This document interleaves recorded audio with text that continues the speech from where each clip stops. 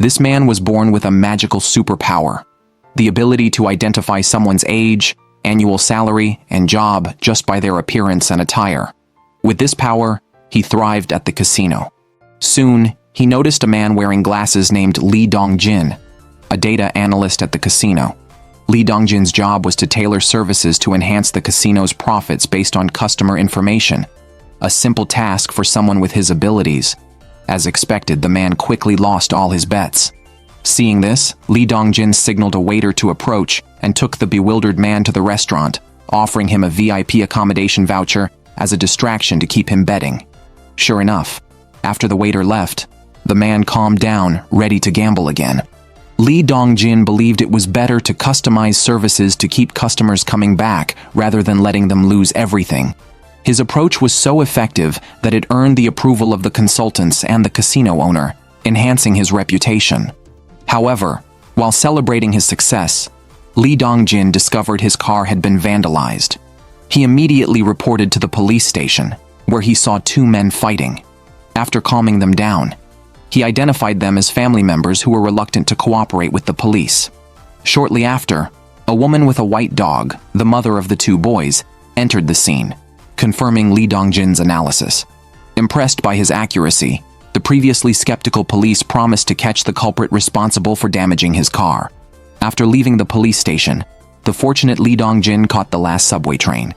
Before he could settle in, he heard a confession nearby. Looking towards the sound, he saw a boy in the corner seemingly pursuing a girl in a black hat. Just then, the girl turned her head, and Lee Dong-jin, seeing her side face, felt as if the world had suddenly paused. The girl was Park Mi-jeong, the goddess he had secretly adored since high school.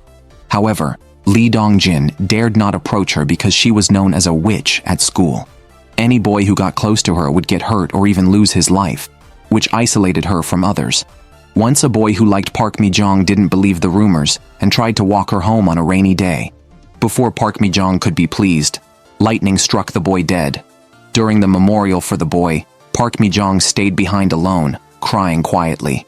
Several boys had already been hurt after interacting with her, which was widely discussed among classmates. Despite the rumors about Park Mi-jeong, Lee Dong-jin never believed them and attributed everything to coincidence. Rumors about her spread throughout the school, and during group activities, Park Mi-jeong was always alone, seemingly out of place. During a school outing, while taking photos for everyone, Lee Dong-jin noticed Park Mi-jeong sitting alone on a bench and took the opportunity to take several photos of her. At that moment, a boy was accidentally injured. Seeing the boy being carried away, a panic-stricken Park Mi-jeong looked worriedly in the direction he was taken. Although Park Mi-jeong hadn't done anything, she still felt responsible for the boy's injury. Lee Dong-jin watched the helpless girl with a heart full of pity.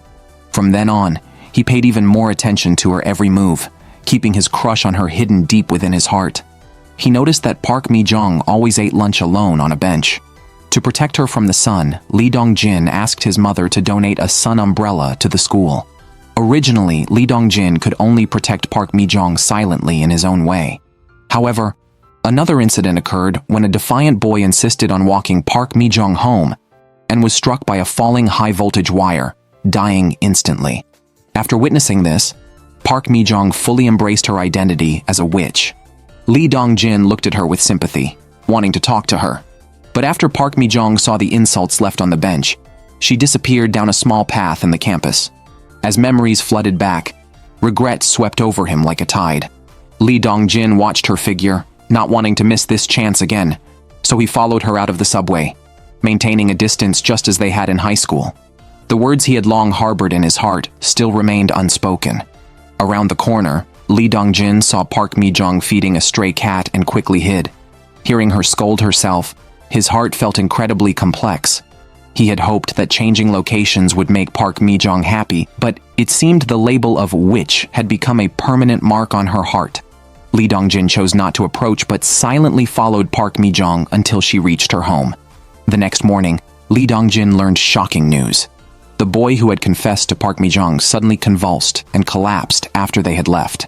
This deepened Lee Dong-jin's contemplation, as he had always believed the witch label was just a coincidence. Recalling various strange incidents from high school, a troubled Lee Dong-jin confided in a friend.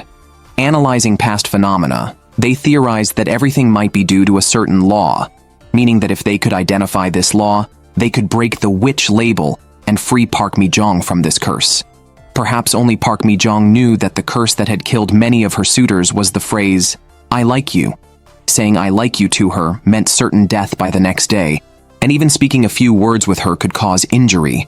From a young age, the beautiful Park Mi-jeong had been pursued by countless boys, all of whom seemed to suffer bad luck.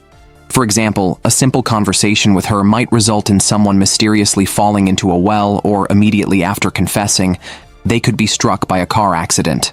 When Park Mi-jeong finally had a crush on a senior in her early teens, before she could talk more with him, he collapsed, foaming at the mouth. Faced with questions from others, a panicked Park Mi-jeong had to lie that he had been stung by a hornet.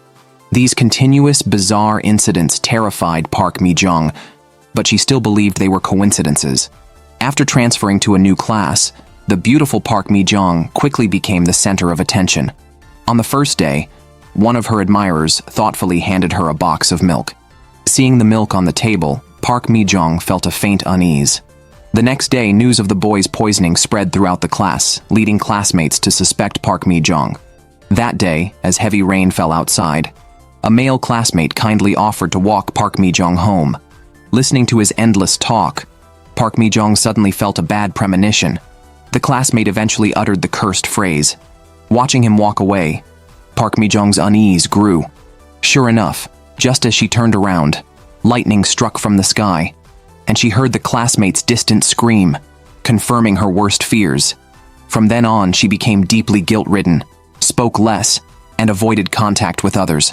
Despite this, some boys still approached her. During a school outing, a boy who didn't believe in the curse tried to be friendly with her.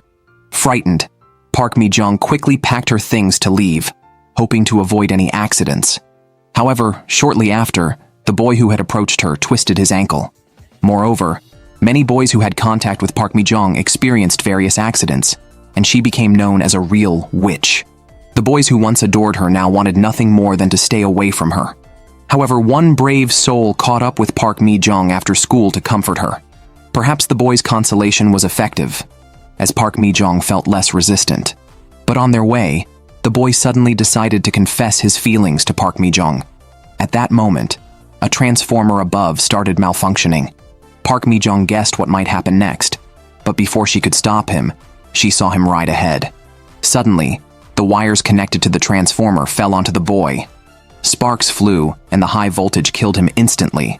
Watching the once lively boy turn into a cold corpse, Park Mi-jeong finally accepted the fact that she was a witch. She knew there was no place for her in school anymore, and that she seemed destined to live in a world of her own. To prevent further accidents, Park Mi-jeong chose to drop out and stay home. Unaware of what his daughter was going through, her father went to the school to investigate the truth. After hearing the rumors about the witch at school, he realized the immense pain his daughter had endured. Park Mi-jeong thought that staying at home would make people forget about her, but the rumors spread like mold throughout the village. The villagers blamed all their misfortunes on her, and her father had a fierce argument with them. To take care of Park Mi-jeong, her father decided to move with her to Seoul, hoping for a better life. However, the very next day, while helping her father with potatoes, Park Mi-jeong was bitten by a snake that emerged suddenly. When she regained consciousness, her wound had been bandaged, but her father lay on the ground. It turned out her father had long suffered from severe periodontitis. After sucking the snake venom from her ankle, the residual toxins in his mouth acted quickly, causing his condition to worsen. Park Mi-jeong wanted to call for help, but her father, to avoid involving her in another witch scandal, quickly stopped her. In his final moments, he comforted Park Mi-jeong as he had when she was a child. As his hand slowly dropped, Park Mi-jeong's last remaining relative passed away. Just then, villagers arrived and witnessed the scene. Seeing her father on the ground, everyone regarded Park Mi-jeong as the murderer. After that day, a devastated Park Mi-jeong fled the village, and no one knew where she went. After Park Mi-jeong left school, Lee Dong-jin tried to use documents to prove she was not a witch. However, when he returned to the village, he learned from his mother that Park Mi-jeong's father had died, and the villagers blamed her for causing injuries. Despite Lee Dong-jin's attempts to defend her with national death cases, he could not change the fact that the village had voted to expel her. When he arrived at Park Mi-jeong's house, he found only an empty room, making his carefully compiled evidence seem futile.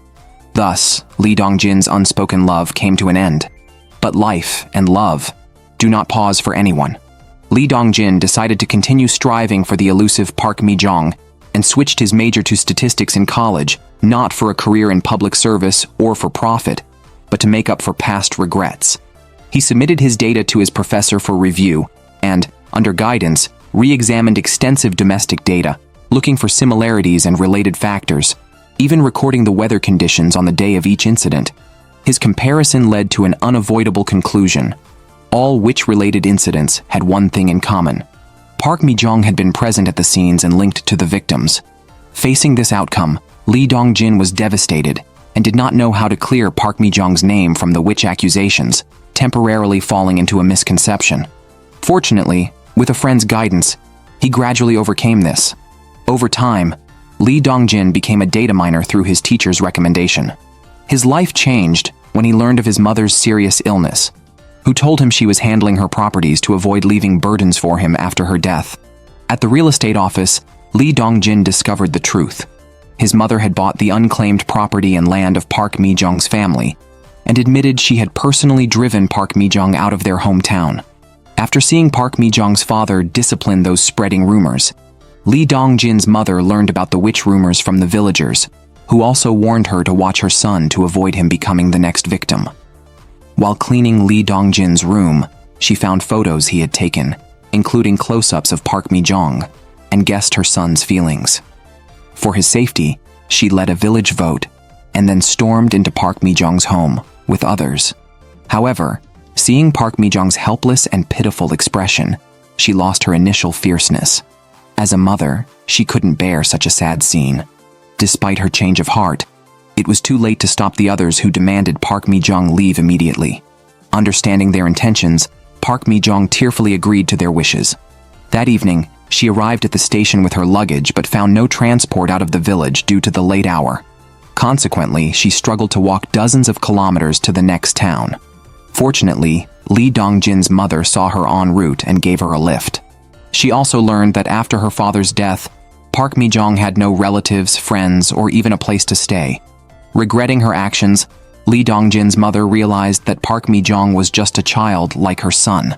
Despite being unable to undo what had happened, she bought the unclaimed property of Park Mi-jeong's family, planning to apologize in person and persuade her to return. Unfortunately, she never met Park Mi-jeong. However, she was relieved that her son always believed Park Mi-jeong was not a witch. She had seen the statistical evidence her son had left at Park Mi-jeong's house and high school books he had prepared for her. After smoothing out the scattered documents, she read them thoroughly. Although she didn't understand all the details, she wanted to strengthen her beliefs through this act and hoped to meet Park Mi-jeong again someday. Before parting, Lee Dong-jin's mother asked her son to apologize to Park Mi-jeong on her behalf if he ever saw her again. After his mother passed away, Lee Dong-jin found the proof materials he had once left among her belongings. From the traces left on the papers by his mother, he could see that these flawed materials had been reviewed many times, demonstrating her firm belief that Park Mi-jeong was not a witch. Now seeing Park Mi-jeong again and hearing her helpless and despairing words, he also anticipated possible accidents. Meanwhile, Park Mi-jeong, after completing a day's translation work, notified a friend, thanking them and sharing her dreams, grateful for the job provided by the friend which helped her sustain herself.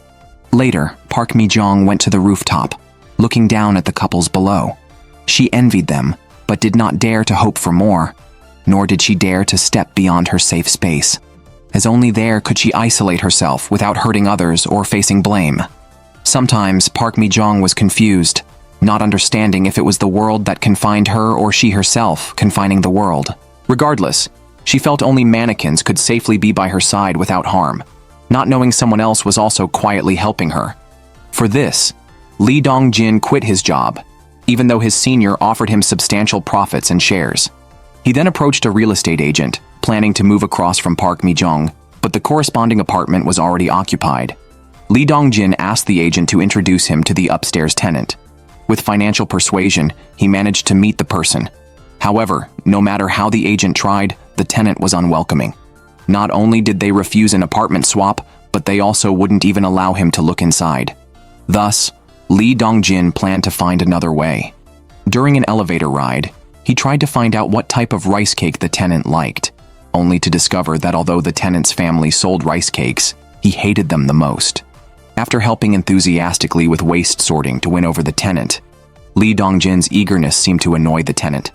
Eventually, the tenant approached Lee Dong-jin and agreed to swap apartments. In return, Lee Dong-jin offered to pay 3 months of rent for him. Once the apartment was secured, Lee Dong-jin prepared to gather current information on Park Mi-jeong, so he went down to the mailbox area. After some searching, he successfully retrieved some information. However, his sneaky behavior aroused suspicion from a friend, forcing Lee Dong-jin to make up an excuse about visiting someone on the 3rd floor, which turned out to be a hair removal center. He entered the center under his friend's curious gaze. Meanwhile, the friend found Park Mi-jeong, who was eating a large pork bun and then, motherly, tried to feed Park Mi-jeong. She did this to help Park Mi-jeong forget her troubles and to remind her that there are people who don't care about her past and are willing to support her moving forward. The friend often comforted Park Mi-jeong, advising her not to always translate travel shows, but to experience them firsthand. Unbeknownst to her, Park Mi-jeong had already planned to travel, choosing a sparsely populated island as her destination, marking a positive start. The friend encouraged her, and with her support, Park Mi-jeong became much more cheerful and less downtrodden, actively seeking her own happiness. That evening, after a day's work, Park Mi-jeong stepped out of her room because it was her time to shop when streets were nearly empty. During her walk, a streetlight caught her attention. Unknown to her, when Lee Dong-jin found out the streetlight on her usual path was out, he contacted the police and then inquired about the maintenance department. Park Mi-jeong continued to feed stray cats, seeing them as like herself, struggling to avoid crowds and only gathering when someone like her, perceived as a witch, appeared. Unbeknownst to her, it wasn't just cats gathering, but also Lee Dong-jin, who silently stood by her. In that moment, Lee Dong-jin vowed to find a way, by any means necessary, to lift the curse from Park Mi-jeong and free her from her confined life. The next day, Lee Dong-jin returned to his old town and reached out to his former high school classmates for help in contacting others. He also learned that Park Mi-jeong's best friend was teaching at their old high school. Lee Dong-jin then visited the school, the place where Park Mi-jeong's witch label began. He proceeded to open the school's archive, planning to find a solution among the data. Lee Dong-jin learned from the village head that a resort would be built around the former home of Park Mi-jeong. He seized the opportunity to inquire about injuries and deaths in the area. According to the village head, strange incidents used to occur there frequently. However, coincidentally or not, nothing has happened since Park Mi-jeong left. Hyun-kui was the last child to have an accident. Lee Dong-jin then found Hyun-kui, who recalled that right after Park Mi-jeong's father passed away, he had worried she might be too sad to eat. So he brought her some bread and offered a few words of encouragement before leaving, after staying for about 12 minutes. On his way home, he encountered a wild boar, which puzzled him as to why it appeared at that time and place, leading to a lengthy hospital stay. Lee Dong-jin also asked if he had feelings for Park Mi-jeong. Hyun-kui admitted he was too afraid of rejection to confess his feelings. The next day, Lee Dong-jin opened the old archives and after extensive research, found all the casualty files. He listed all the injured individuals, noting that the accidents mostly centered around Park Mi-jeong. Soon after, a classmate led Lee Dong-jin to another elementary school classmate, who, despite often teasing Park Mi-jeong, admitted he had liked her but never confessed. He fell into a sewer and sustained minor injuries. Later, Lee Dong-jin learned the approximate address of another classmate and visited numerous houses in the area until he found him. This classmate recalled giving Park Mi-jeong candies on Valentine's Eve, staying for about 10 minutes, and getting hit by a car as he left, which took 7 weeks to recover from. Then, Lee Dong-jin found another classmate who had given Park Mi-jeong a drink. Before he could confess, Park Mi-jeong interrupted him and fled, but he ended up with a broken ankle. As for the other classmates, Lee Dong-jin found that they either tried to show off in front of Park Mi-jeong, resulting in shoulder fractures, or happened to be in the infirmary with her, ending up with severe head injuries. Based on the information provided by these individuals, Lee Dong-jin returned to the original classroom and began measuring the distance from where Park Mi-jeong used to sit to the injured students, finding that none were more than 10 meters away. These were categorized into minor injuries, severe injuries, and fatalities. Lee Dong-jin discovered a pattern involving space, time, names, dialogue, and confessions. From this, he formulated 5 hypotheses: being in the same space, talking to her, knowing her, confessing to her, and breaking the first 4 rules all constituted dangers, especially if one had feelings for Park Mi-jeong. At that moment, a classmate approached, revealing her long-standing crush on senior Yik-jong, who had instead supported and lent his books to Park Mi-jeong. Out of jealousy, she spread rumors that Park Mi-jeong was born causing her mother's death and had a witch-like nature causing injuries in elementary school, escalating the situation significantly. Now regretting her actions, she hoped Lee Dong-jin could help her apologize to Park Mi-jeong. Lee Dong-jin believed that only a face-to-face apology would show true sincerity. He also expressed regret about not having information about Park Mi-jeong's life after middle school. Upon hearing this, the classmate remembered that she had heard from senior Yik-jong that Park Mi-jeong had also been admitted to the same university he attended. Lee Dong-jin then went to the address provided to find the senior, but he did not obtain any useful information there. Therefore, Lee Dong-jin found the man he had met on the subway. According to the man, Park Mi-jeong only went to the cinema when it was empty, and that was when he fell for her. He learned her name while checking tickets and later confessed to her at the subway station. However, this puzzled Lee Dong-jin because the man had triggered all the known rules without facing a deadly outcome. While pondering what variable might have saved the man, Lee Dong-jin noticed a name tag on his chest. After asking, he learned that Park Mi-jeong did not know the man's real name. Based on this clue, Lee Dong-jin revised the 3rd rule. It wasn't merely knowing each other. Park Mi-jeong had to know the person's name for the danger to occur. That evening, to test the exact range of the space rule, Lee Dong-jin used a tape measure on the loft's railing near Park Mi-jeong's side, measuring a distance of 7.9 meters. Estimating visually, the distance to Park Mi-jeong's room exceeded 10 meters.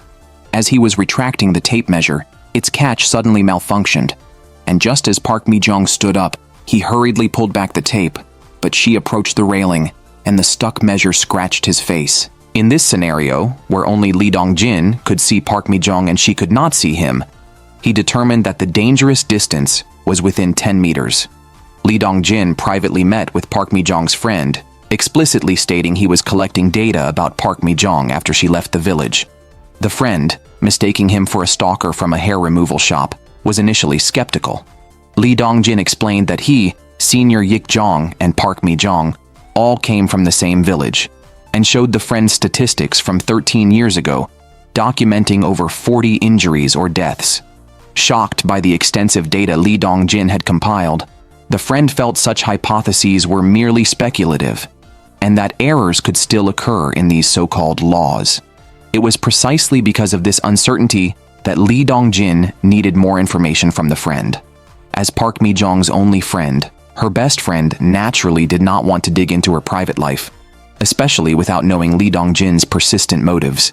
It was only after Lee Dong-jin expressed his desire to help Park Mi-jeong regain a normal life that her friend shared her own feelings of compassion and a long-standing hope for Park Mi-jeong to return to reality. Despite her efforts over 9 years, she had made no impact. Now, upon meeting Lee Dong-jin and hearing his intentions, she placed her hopes on him. Initially, to avoid attention in university, Park Mi-jeong always wore black, which ironically added to her mystique and led people to approach her and ask for her contact details, all of which she ignored. This lifestyle continued until the end of the semester, when a male student used the excuse of watching a movie to approach her and, despite being clearly rejected, pursued her again. His subsequent fall marked the beginning of Park Mi-jeong's misfortunes in university, as her friend noticed that male students often met with accidents. Additionally, it was known among student council members that Park Mi-jeong was extremely popular, though not for good reasons. On her first day at university, she met senior Yik-jong, who was terrified of her. In an attempt to appease his girlfriend, Yik-jong spread rumors that Park Mi-jeong was a witch. Initially taken as mere gossip, the situation escalated when their English professor, who took a liking to Park Mi-jeong, wrote a confession in English under the pretense of giving feedback during her test submission. This frightened Park Mi-jeong, prompting her to flee and contact the hospital for an ambulance preemptively, which the hospital refused. Park Mi-jeong then decided to quickly leave the university, but her friend blocked her and noticed the professor watching Park Mi-jeong. Upon hearing this, Park Mi-jeong prepared to leave immediately. But before she could, the professor fell from a building. Despite her friend's reassurances that it was not her fault, Park Mi-jeong could not help but feel guilty. From that day, rumors became reality, and Park Mi-jeong could no longer continue her studies, leading her to officially withdraw from university. Her friend harbored complex, unspoken feelings for her, and found Park Mi-jeong renting in a soon-to-be-demolished area. However, Park Mi-jeong seemed unwelcoming, insisting that her friend leave as she felt pitied. Despite her friend's efforts to explain, Park Mi-jeong asked her not to visit again. When leaving, her friend left her phone number, which she waited months to use. Eventually, she contacted her only because Park Mi-jeong's house was broken into, and she needed advice on what to do next. The friend had long wanted to move her from the desolate area, and subsequently took Park Mi-jeong to her aunt's place, renting an attic at a minimal cost, where she lived for 9 years. During this time, the aunt did not raise the rent and even tried to set her up with boyfriends, all of which Park Mi-jeong declined. After learning about Park Mi-jeong's life over these 9 years, Lee Dong-jin measured the distance between her and the professor at the time of his accident. The friend also contacted the student who had injured himself. He had once tried to give Park Mi-jeong a ride, and after being refused, rode his motorcycle beside her for about 10 minutes. Although he confessed his feelings during this time, luckily, he forgot to introduce himself, so he only suffered a few broken ribs from his flipped motorcycle. They then found the man who fell, who also spent about 10 minutes with Park Mi-jeong. With these still unclear data, Lee Dong-jin thought of a way to reduce errors by testing the rule himself. His friend did not understand why he would risk his life to do this, but Lee Dong-jin felt sympathy for such a troubled girl. After observing for several days, Lee Dong-jin noted that Park Mi-jeong ordered groceries every Tuesday. He then took a delivery job at the supermarket, accepting minimal pay for Tuesday deliveries. Entering the dangerous 10-meter range, he timed his encounter to last exactly 10 minutes, then rang Park Mi-jeong's doorbell, leading to their first official meeting.